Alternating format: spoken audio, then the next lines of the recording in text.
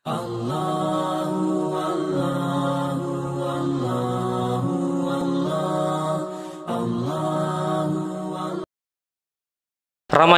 dirimu sepanjang masa. Sebenarnya materi ini cuma materi pelengkap saja dari materi yang ada, yang intinya bagaimana nilai-nilai Ramadan dan juga apa yang terkait dengan amalan-amalan yang dia lakukan di dalamnya bisa dipertahankan. Itu intinya, cuma itu intinya. Namun tidak mengapa, karena kita sebagai umat muslim tentunya butuh saling menasihati, butuh saling menguatkan. Maka tentunya materi ini pertama kali kami tujukan kepada diri kami pribadi selaku pembicara, dan kemudian kepada jemaah sekalian yang dimuliakan oleh Allah Subhanahu wa taala. Sebelum kita masuk pada bagaimana menjadikan Ramadan kita itu atau nilai-nilai Ramadan yang kita sudah tekuni bernilai sepanjang masa dan kita bisa nikmati dan pertahankan apa yang telah kita lakukan itu, pertama kita harus mengetahui beberapa poin. Pertama, bahwasanya tujuan kita diciptakan itu pada asalnya adalah beribadah kepada Allah Subhanahu wa taala dan bertakwa kepadanya. Itu yang pertama.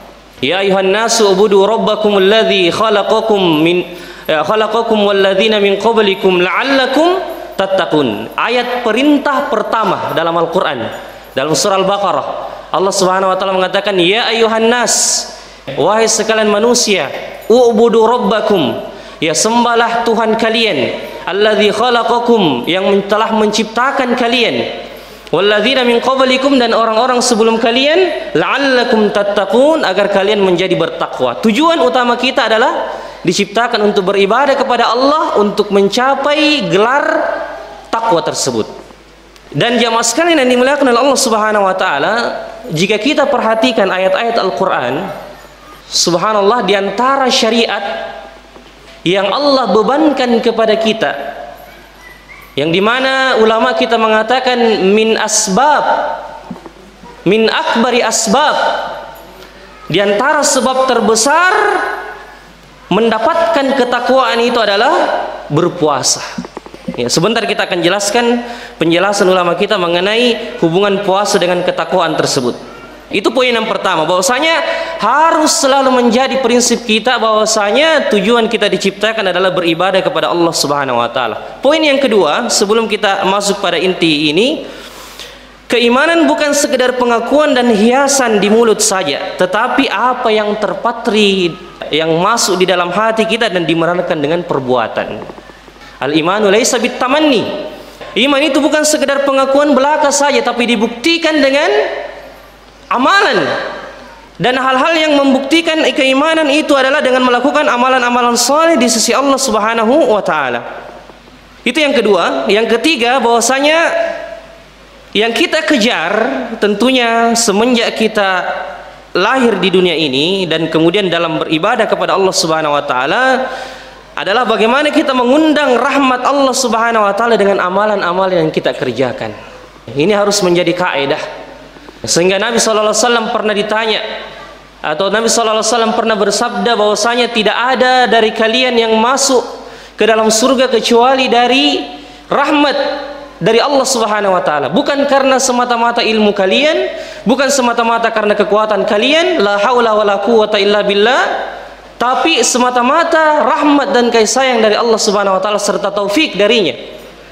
Maka ketika Nabi ditanya, wala anta ya Rasulullah, apakah engkau juga masuk surga bukan karena amalan itu? Nabi mengatakan, iya, karena rahmat Allah Subhanahu wa taala yang meliputi beliau. Maka ini yang mesti kita pahami, bahwasanya ketika kita beramal, tentunya kita beramal itu bagaimana mengundang rahmat Allah Subhanahu wa taala dengan amalan-amalan yang kita kerjakan, agar Allah mengasihi kita dan memberikan kita taufik dan petunjuknya, ya, dengan amalan-amalan yang kita kerjakan. Yang selanjutnya berkaitan dengan Ramadan ini.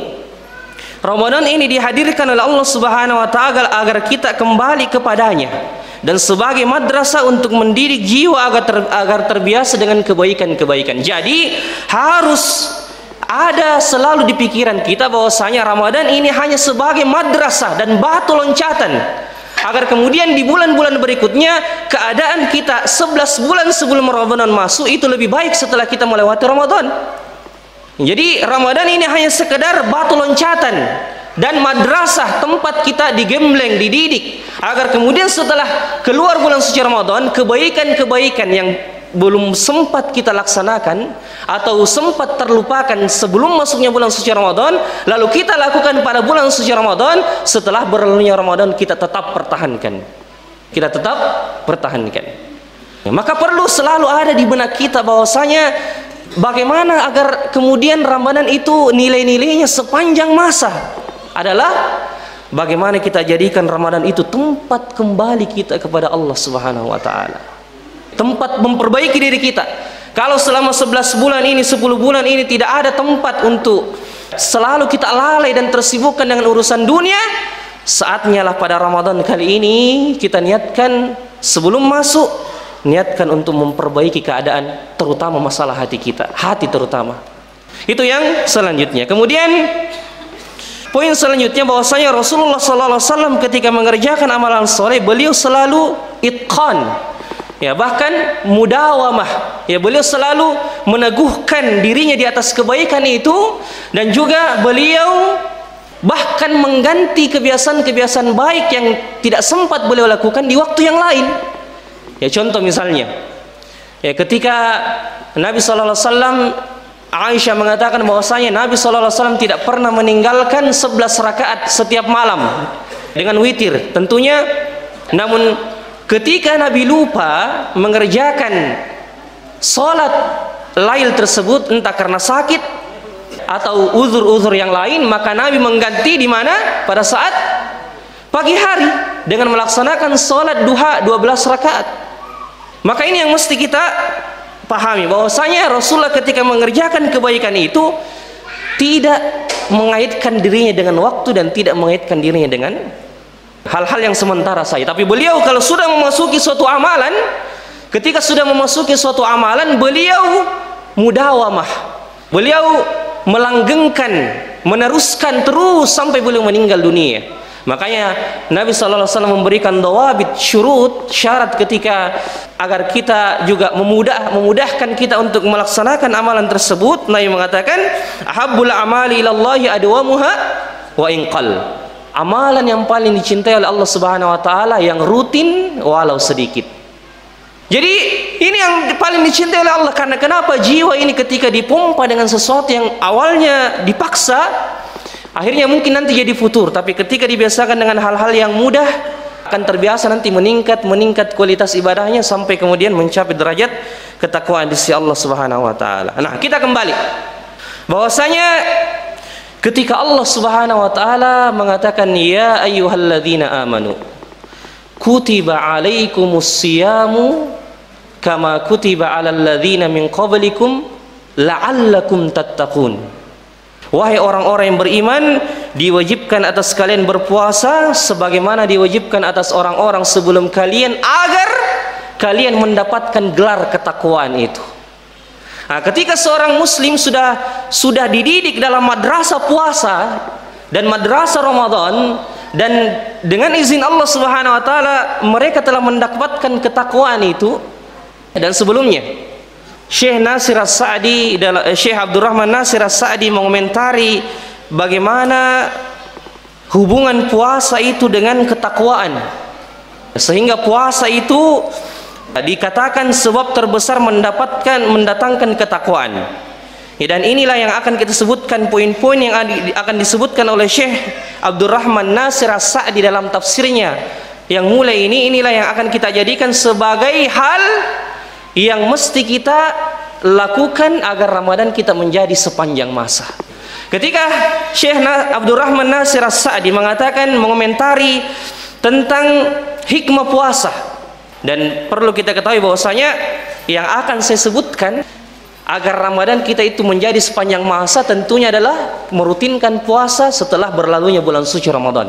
Itu amalan yang paling nampak, salah satu amalan yang paling nampak yang menjadikan Ramadan itu bernilai sepanjang masa adalah ketika mudawamah, ketika melaksanakan puasa itu dengan rutin meskipun telah berlalu bulan suci Ramadan.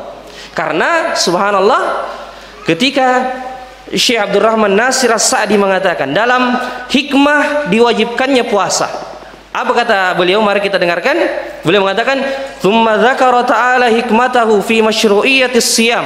Kemudian Allah Subhanahu wa taala menyebutkan hikmah disyariatkannya puasa itu, faqal, beliau mengatakan la'allakum tattaqun, agar kalian bertakwa.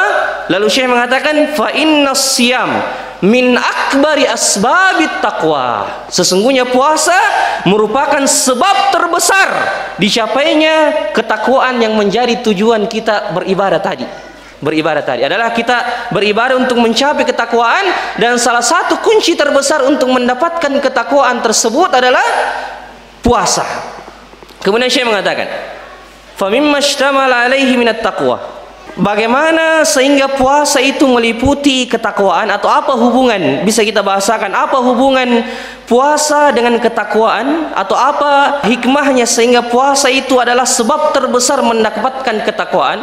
Kita dengarkan baik-baik. Yang pertama kata Syekh, anna as-shaim bitarki ma harramallahu alaihi minal akli wasyurbi wal jima' wa nahwiha allati tamilu ilaiha nafsuhu mutaqarriban bidzalika ila Allah rajiyan bitarkiha thawabuh fa hadza minat taqwa. Yang pertama, ketika seorang berpuasa itu meninggalkan hal-hal yang pada asalnya dibolehkan, rajiyan, berharap mendapatkan pahala dari Allah Subhanahu wa taala, bukan sekedar berpuasa karena ikut-ikutan misalnya, bukan sekedar berpuasa karena masuk bulan Ramadan, tapi niat terbesarnya dan apa yang ada di dalam hatinya berupa raghbah syadidah, keinginan yang sangat besar agar kemudian mendapatkan ganjaran dan balasan dari Allah Subhanahu wa taala dan menjauhi larangannya, itulah ketakwaan kata Syekh. Jadi semua ini berkisar pada amalan hati. Ya, bahwasanya ketika seseorang itu sebelum masuk bulan suci Ramadan maupun setelah berlalu bulan suci Ramadan, dia tetap menjaga puasanya, dan dia berharap dengan dia berpuasa itu dia mencari ridha Allah Subhanahu wa taala, kemudian mengharapkan balasan darinya. Ya, bisa kita bayangkan, selalu kita diulang-ulang oleh ustadz kita, asatidzah kita, bahwasanya Nabi sallallahu alaihi wasallam mengatakan dalam hadits qudsi di mana Allah Subhanahu wa taala berfirman, sesungguhnya as-shaumu li wa ana ajzi bihi. Puasa itu untukku dan aku sendiri yang akan membalas balasannya. Luar biasa. Ketika Allah mengatakan as-shaumu li, puasa itu untukku, saya sendirilah yang akan membalas pahalanya.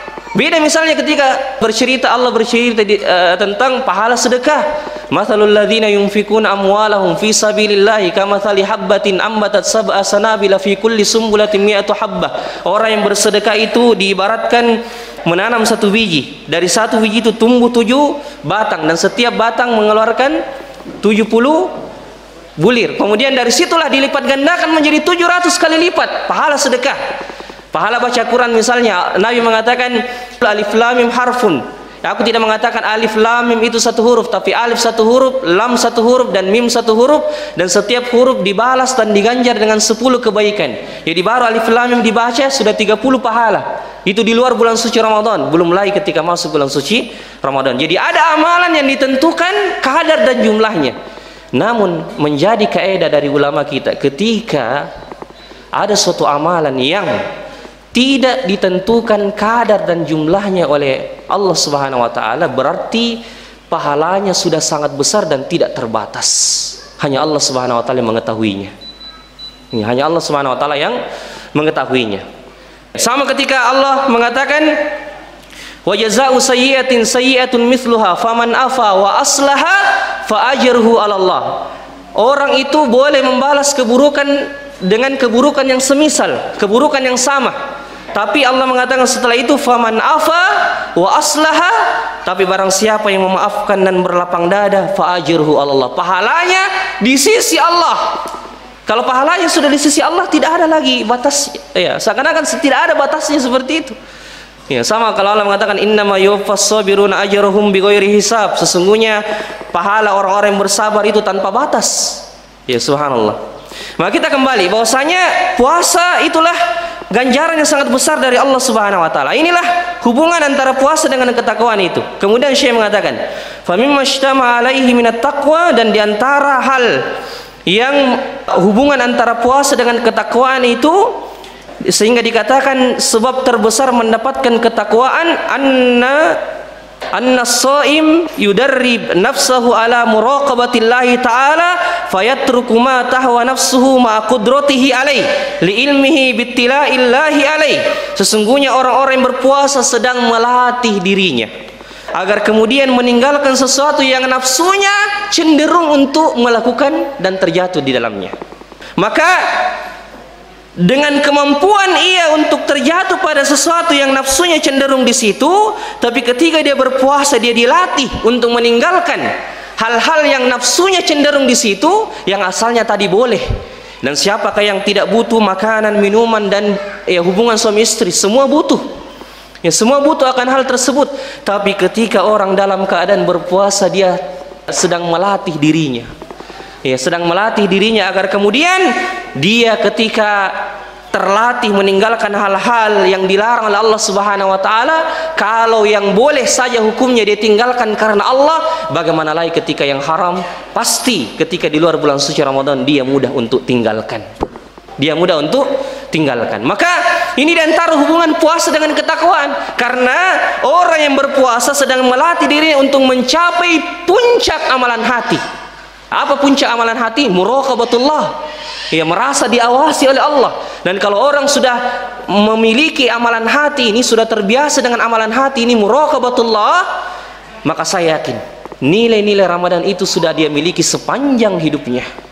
Karena Ramadan sendiri atau puasa itu sendiri, puasa Ramadan itu sendiri, ya, melatih orang untuk merasa diawasi oleh Allah. Boleh jadi ada orang diberikan kemampuan masuk di dalam kamar, tidak ada orang yang melihatnya, sudah sangat haus, sudah ada air minum di dekatnya, tidak ada orang yang lihat. Kalau dia minum keluar kamar, orang mengatakan tidak seakan-akan tidak terjadi apa-apa. Tapi ketika dia meninggalkan sesuatu itu karena Allah Subhanahu wa taala, sedang melatih dirinya untuk diawasi oleh Allah dengan puasa yang tersebut, maka inilah kata para ulama, sebab ketakwaan itu sangat berhubungan erat dengan yang namanya puasa. Kemudian diantara hal yang hubungan puasa dan ketakwaan itu adalah bahwasanya orang yang sedang berpuasa atau puasa itu yukassiru syahwa, dia mengekang hawa nafsu. Seorang ulama bernama At-Thahir Ibnu Ashur, di dalam tafsirnya At-Tahrir wa Tanwir menyebutkan ketika mengomentari tentang la'allakum tattaqun tadi, beliau mengatakan memang ada jenis maksiat yang tidak bisa ditinggalkan hanya sekedar berpikir, tidak bisa ditinggalkan, perlu hawa nafsu itu memang dikekang agar kemudian dia ditinggalkan. Maka salah satu hal yang bisa menyebabkan puasa itu menjadi sebab terbesar didapatkannya ketakwaan, karena dia mengekang hawa nafsu. Makanya Nabi SAW mengatakan, ya ma'asyar syabab man istata'a minkumul ba'ata falyatazawwaj. Wahai sekalian anak muda, jika kalian mampu untuk menikah maka menikahlah. Fa innahu aghaddu lil basar wa ahsanu lil faraj. Karena sesungguhnya menikah itu lebih menjaga pandangan dan menjaga kemaluan.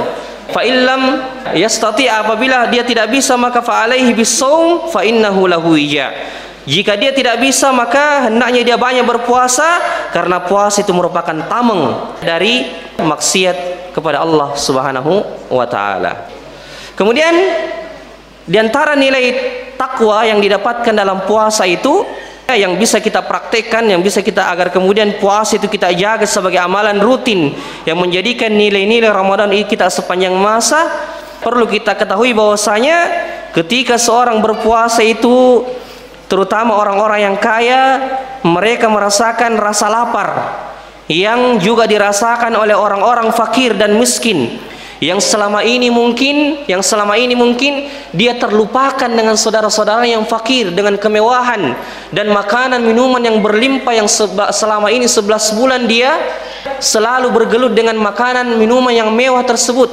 Tapi ketika datang syariat puasa, kemudian dia diwajibkan untuk berpuasa, kemudian dia merasakan lapar dan mengingat saudaranya di luar yang mungkin dalam sehari tidak mendapatkan makanan, dia pun kemudian termotivasi untuk melakukan sedekah, maka inilah bentuk ketakwaan yang paling besar ya dari apa yang didapatkan puasa tersebut.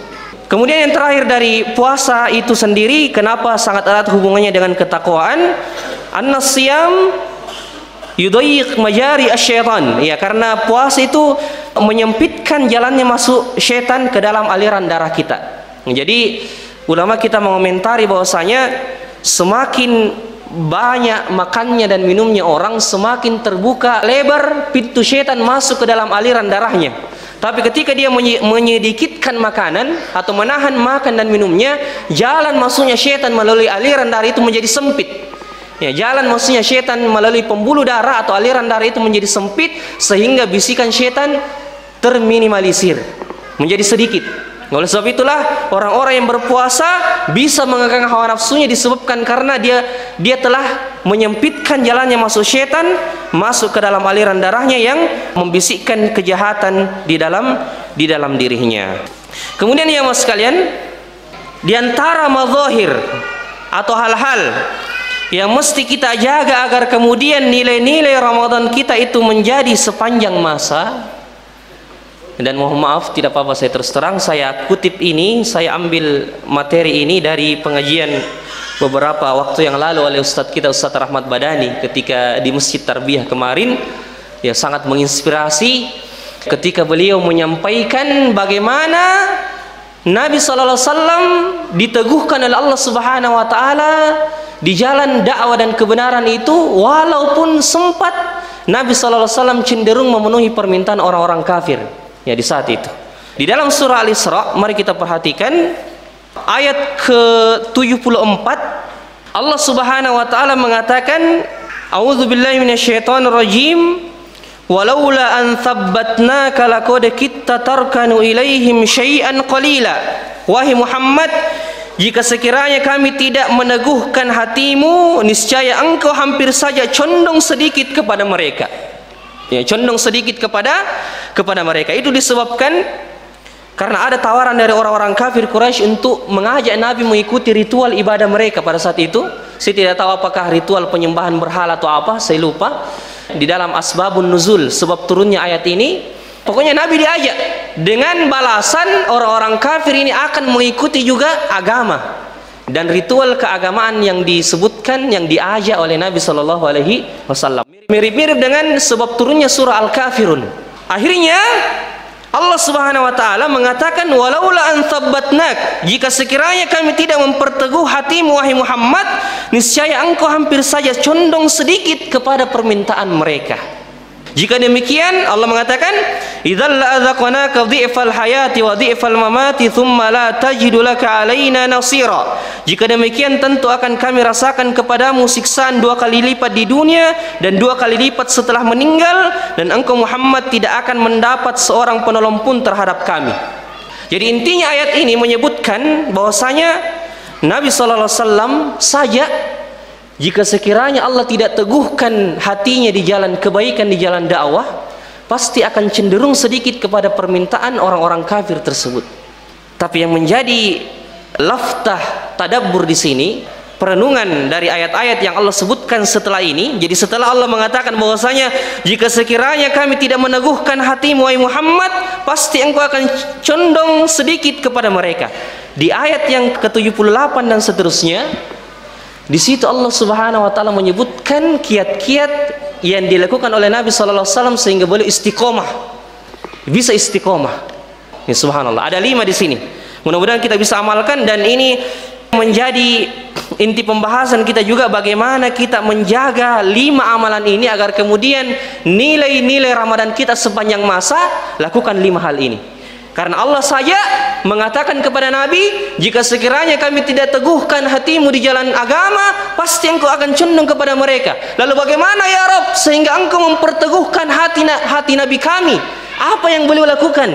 Allah Subhanahu wa taala memerintahkan beliau dengan 5 amalan dalam surah Al-Isra ayat 78 dan seterusnya, yang inilah tips, cara dan kekuatan hati dari Nabi sallallahu alaihi wasallam sehingga beliau bisa istiqomah dalam melakukan segala macam bentuk kebaikan. dan teguh di atas jalan dakwah yang Allah Subhanahu wa taala perintahkan. Allah mengatakan, aqimis salata liduluki syamsi ila ghasakil laili wa qur'anal fajr inna qur'anal fajri kana mashhuda. Laksanakanlah salat sejak matahari tergelincir sampai gelapnya malam, dan laksanakanlah salat subuh karena sesungguhnya salat subuh itu disaksikan oleh para malaikat. Maka tips yang pertama, atau agar kemudian kita bisa istiqomah dan bisa menjalankan nilai-nilai Ramadan yang selama ini kita jaga dalam bulan suci Ramadan, ketika keluar dari bulan suci Ramadan kita menjaga, Allah meneguhkan hati kita adalah dengan menjaga salat 5 waktu. Terkhusus salat fajar. Mengapa di sini Allah sebutkan secara khusus penyebutan salat fajar, salat subuh? Dan luar biasanya lagi, Allah mengatakan tentang salat subuh itu wa qur'anal fajr, Al-Quran dan salat subuh. Sebagian ulama mengambil dalil bahwasanya ayat Allah Subhanahu wa taala ini mengatakan wa qur'anal fajr, Allah menghubungkan salat subuh dengan Al-Quran karena memang salat yang paling dianjurkan untuk memperpanjang bacaan Al-Quran di situ adalah salat subuh. Kemudian yang kedua, bagaimana pengaruh Al-Quran itu ketika dibaca di waktu subuh. Makanya ada seorang ulama yang mengatakan, kalau tidak salah Syekhul Islam, ketika beliau mengatakan sesungguhnya membaca Al-Quran di awal pagi itu lebih utama dibandingkan di akhir malam atau di akhir hari itu atau di waktu maghrib. Kenapa lebih afdal di waktu subuh? Karena seseorang baru memulai harinya dengan kegiatan-kegiatan yang bisa memperbaiki keadaan jiwa dan hatinya.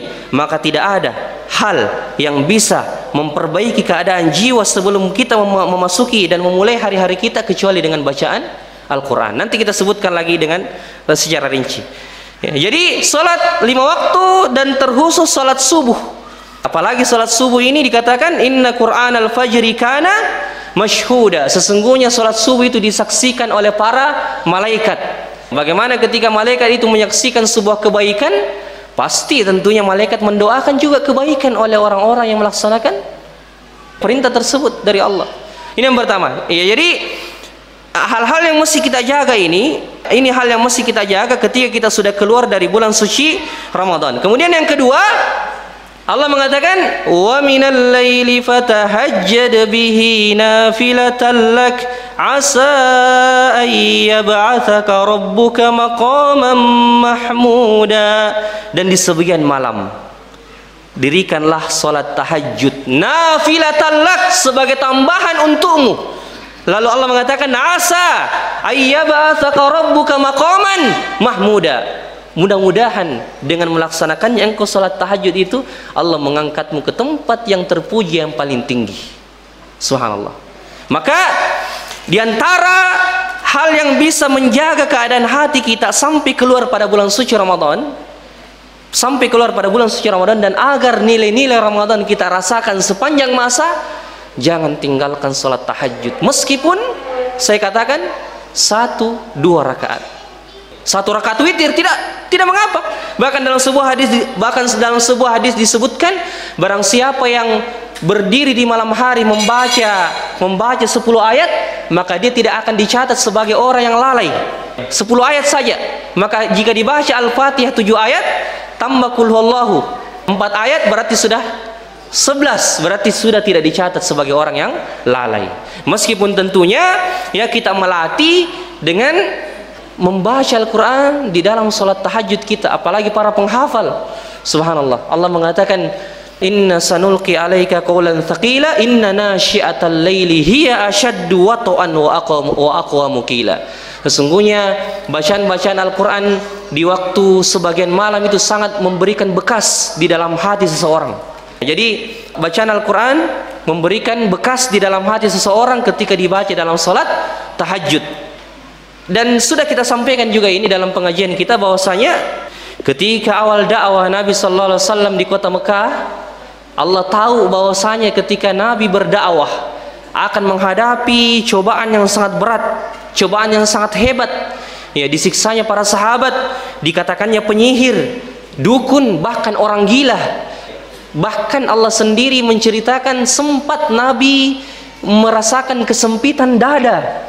Ya, dengan Allah katakan walaqad na'lamu annaka yadhiqu sadruka bima yaqulun. Sungguh kami mengetahui kesempitan dada yang engkau rasakan karena perkataan mereka. Apa lanjutan ayatnya? Fasabbih bihamdi rabbika wa kum minas sajidin. Maka bertasbihlah kepada Tuhanmu dan sujudlah di hadapannya. Lalu Allah mengatakan, dan diantara rentetan surah-surah yang turun pertama kali kepada Nabi setelah Iqra, diantara 10 surah pertama, diantara 10 surah pertama yang turun kepada Nabi di awal-awal dakwah, surah Al-Muzammil. Ketika Allah mengatakan, ya ayyuhal muzammil, wahai orang yang berselimut, qumil laila illa qalila, bangunlah di sebagian malam, bangunlah di sebagian malam, nisfahu aw inqus minhu qalila, atau sebagiannya saja atau sedikit dari bagian malam itu. Karena Allah tahu bahwasanya salat tahajud itu bisa meneguhkan hati Nabi di jalan kebaikan. Pasti ada pengaruh. Meskipun 2 rakaat kita laksanakan atau 3 rakaat dengan witir, atau meskipun 1 rakaat, itu akan memberikan pengaruh pada jiwa dan kestabilan, ketahanan iman seseorang. Kemudian Allah mengatakan, wa qur rabbi adkhilni mudkhala sidqin wa akhrijni mukhraja sidqin waj'alni min ladunka sultanan nasira. Dan katakanlah wahai Muhammad, ya Tuhanku, masukkanlah aku ke tempat masuk yang benar, dan keluarkanlah pula aku ke tempat keluar yang benar, dan berikanlah kepadaku dari sisimu kekuasaan yang dapat menolongku. Maka di sini tips yang selanjutnya, agar kemudian Ramadan kita menjadi sepanjang masa, bagaimana kita menjaga hubungan kita kepada Allah, dan yang paling mendekatkan seseorang dengan Tuhannya, salah satu dengan berdoa kepadanya. Makanya Allah mengatakan, wa idza sa'alaka ibadi anni fa inni qarib. Baru kita bahas di Masjid Ar-Rahman, ya. Jika mereka bertanya kepadamu wahai Muhammad tentang diriku, sesungguhnya aku dekat. Dan coba kita perhatikan, bahwasanya kita sudah jelaskan juga ini, ada 14 ayat di dalam Al-Quran yang diawali dengan kata-kata yas'alunak, mereka bertanya kepadamu. Entah ya peristiwa yang terjadi atau bantahan terhadap orang-orang kafir. Contohnya ketika Allah mengatakan yas'alunaka anil anfal, mereka bertanya kepadamu tentang harta rampasan perang. Apa lanjutan kalimatnya?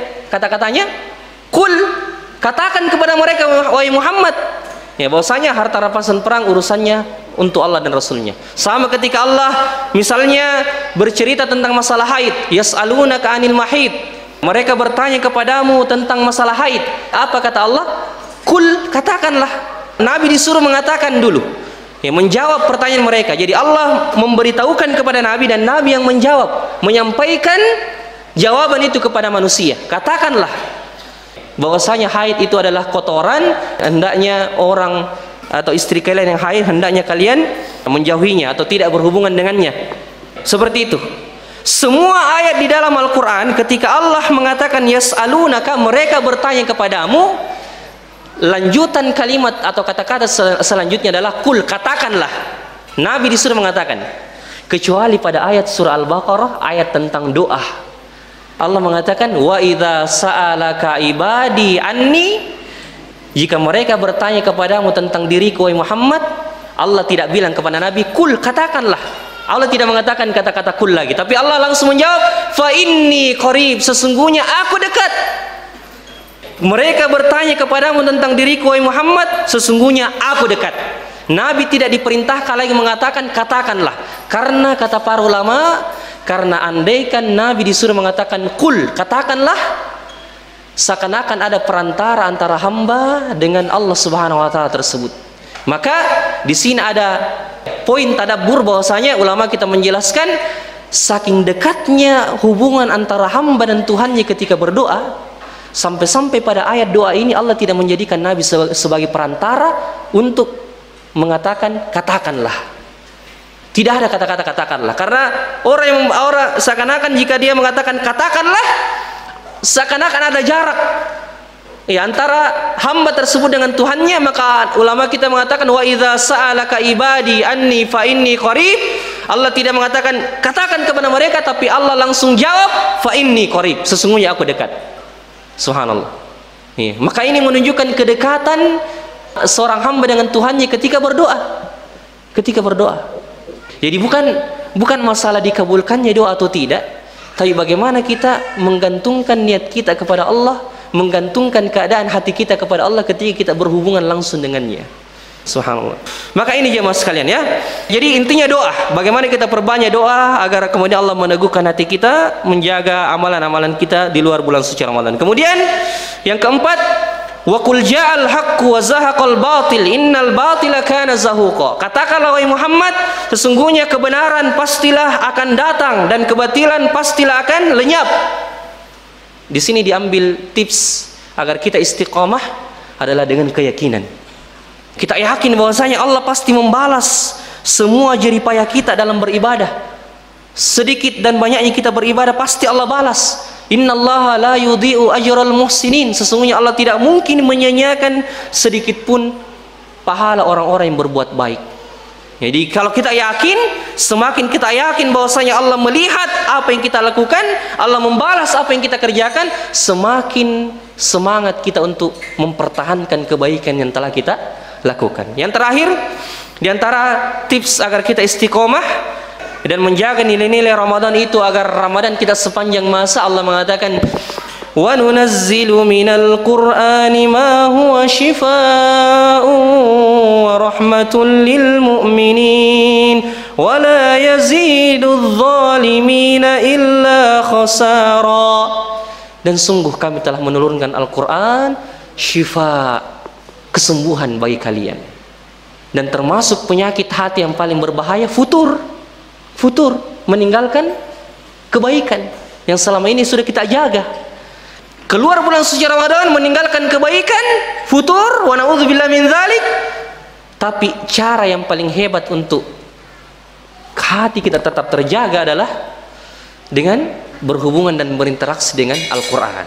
Berinteraksi dengan Al-Quran. Dan saya nasihatkan yang paling memberikan bekas pada hati kita dengan bacaan Al-Quran, bahasa dengan tadabbur.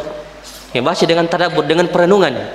Usahakan kalau kita nanti targetkan, selain kita punya target khatam 1-2 kali khatam dalam bulan suci Ramadan, usahakan kita juga punya waktu untuk mentadaburi Al-Quran.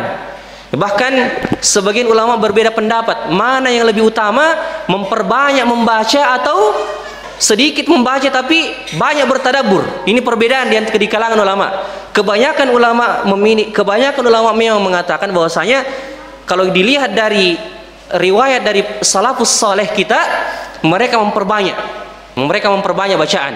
Meskipun tentunya mereka juga bertadabbur. Tapi Syekh bin Baz dan Syekh Shalih Al Fauzan merupakan hay'ah kibarul ulama di antara ulama besar di Saudi, ketika ditanya mana lebih utama Syekh, memperbanyak bacaan atau sedikit baca tapi bertadabbur yang banyak, maka Syekh memilih membaca dan bertadabbur yang banyak. Subhanallah. Tapi kita katakan ini perbedaan yang mencolok di kalangan para ulama kita, tapi tidak menutup kemungkinan orang bisa menjama antara dua kebaikan ini, banyak membaca dan juga banyak bertadabbur. Bertadabbur dan merenungi isi Al-Quran. Jadi masalah membaca dan bertadabbur Al-Quran ini harus kita programkan nanti di bulan suci Ramadan, karena Allah Subhanahu wa taala mengatakan syahrul Ramadan alladzi unzila fihi al-Quran hudal linnasi wa bayyinatin minal huda wal furqan. Bulan Ramadan itu adalah bulan diturunkannya Al-Quran sebagai petunjuk dan penjelasan bagi manusia. Di antara faedah kata para ulama kita, Allah mengatakan syahrul Ramadan alladzi unzila fihi al-Quran hudan linnasi wa bayyinatin minal huda wal furqan, sebagai petunjuk dan penjelasan. Berarti kata para ulama kita, orang yang membaca Al-Quran di bulan suci Ramadan dengan niat meminta petunjuk, dia akan mendapati petunjuk dari Al-Quran yang dia tidak dapatkan pada bulan-bulan sebelumnya. Niat membaca Al-Quran dengan berniat meminta petunjuk, bukan sekedar dibaca saja ya untuk menambah pahala. Ya, tentu itu juga kita minta. Tapi ketika kita membaca Al-Quran dengan niat meminta petunjuk, kita bisa membedakan antara yang hak dan yang batil. Maka kita akan mendapati Al-Quran akan memberikan kepada kita sesuatu yang tidak kita dapatkan pada bulan-bulan sebelumnya.